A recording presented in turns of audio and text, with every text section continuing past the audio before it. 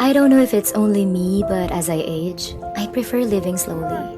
Nothing to prove, less desires, less overwhelm, more peace within.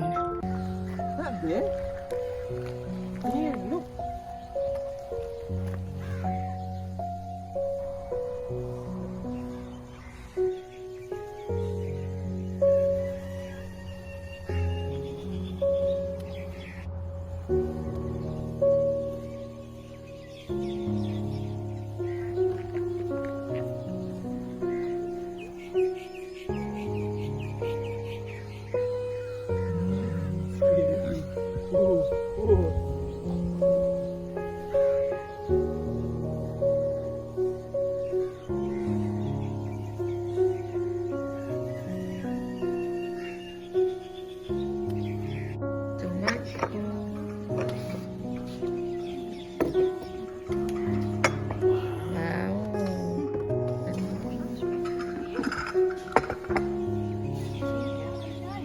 Thank you.